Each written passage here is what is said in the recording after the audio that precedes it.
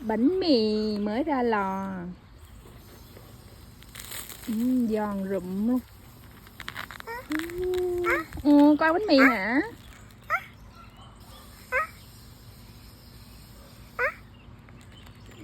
Rồi mẹ cho ổ bánh mì nè.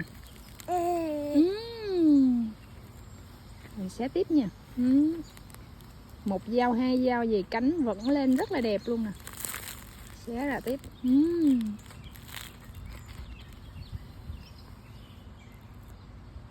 Không đặc mà cũng không bọng, rất là vừa phải, vỏ mỏng giòn ngon lắm.